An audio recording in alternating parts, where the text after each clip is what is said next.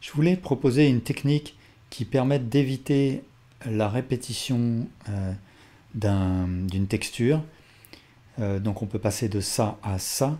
Et là il s'agit bien sûr de textures de type organique, une écorce de bois, une forêt, de l'herbe, etc. Alors il y a des add-ons qui permettent de faire ça, mais j'ai pensé à une solution toute bête qui ne prend pas beaucoup de temps. Alors ce que je vais commencer par faire, c'est créer un mesh plane. Et puis dans cette fenêtre là, qui est un shader editor, je clique sur New. Je me retrouve avec un Principal BSDF et un Material Output. J'ai activé l'add-on qui s'appelle Node Wrangler. Donc en sélectionnant le Principal BSDF, je presse CTRL T et j'ai cette suite de nodes. Et ici, je vais aller chercher la texture que je mettrai en lien dans les commentaires, qui est donc une texture d'écorce. Et je vais passer en mode Material Preview ou bien en mode Render, peu importe, avec une lampe bien sûr dans ma scène si je veux voir quelque chose en mode Rendered. Alors donc, j'ai ma texture. Je vais ouvrir ici l'UV Editor et je peux voir que le dépliage UV qui est fait par défaut de mon plan, il fait la taille exacte de la texture. Donc là, bien sûr, il n'y a pas de répétition, mais comme je veux que cette texture, elle tapisse à un grand objet, il faut qu'elle soit plus petite. Donc je vais faire un scale là, de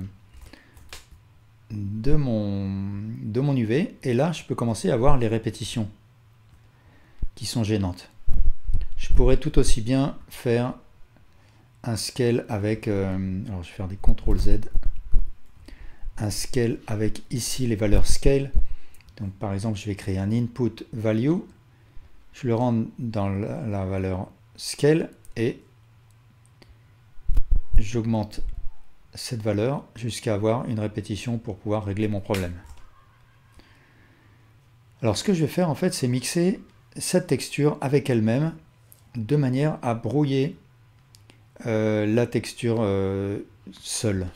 Pour faire ça, je vais créer un color mix color que je vais placer après ma texture, et puis je vais dupliquer cet ensemble de nodes, donc Shift D, et je vais brancher dans l'autre entrée du mix color.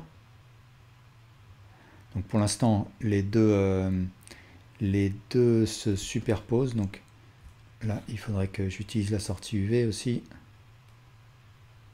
Donc voilà, les deux textures identiques se superposent, mais celle-là, je vais la rendre un peu plus grande, donc je vais descendre par exemple à 2, 3.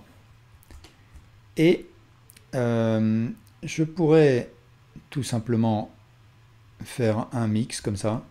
Là déjà on voit que ça commence à brouiller la répétition, mais ce que je peux faire aussi, c'est utiliser un texture noise texture.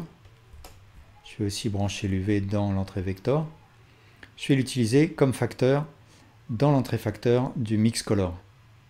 Et donc, ce noise texture, il va créer des taches noires et blanches. Tout ce qui sera noir renverra au premier node, à la première texture. Tout ce qui sera blanc renverra à la seconde. Ce que je peux faire pour voir mon noise là, c'est faire un CTRL-SHIFT-clic gauche, ce qui va directement brancher le node dans le Material Output. Donc ça, c'est toujours un raccourci avec l'add-on Node Wrangler. Et là, je peux voir à quoi ressemble mon noise.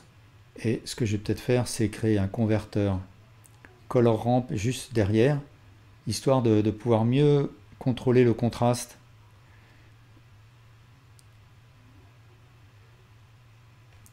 Et puis, je vais peut-être bidouiller un petit peu la distorsion, quelque chose comme ça.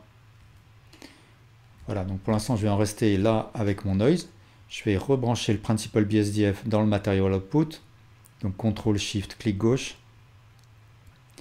Et c'est la sortie color du color ramp que je vais brancher dans l'entrée factor du mix color.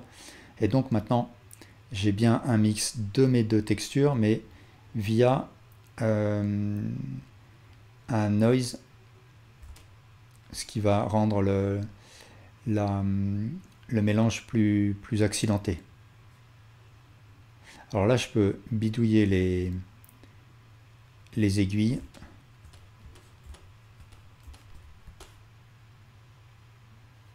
Je peux toujours varier aussi la dimension de la seconde texture. Et voilà, là je me retrouve avec une texture où la répétition n'est plus du tout perceptible. Et bien sûr, je peux accumuler plusieurs textures comme ça, les unes après les autres.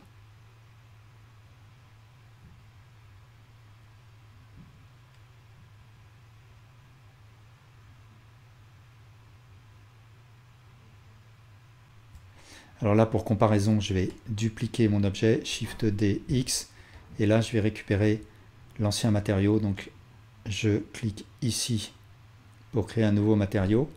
Et là, par contre, je vais directement brancher ma première texture dans l'entrée Base Color. Et je supprime tout le reste. Et de cette manière-là, on peut bien comparer l'ancienne version et la nouvelle. Voilà, merci beaucoup pour votre attention.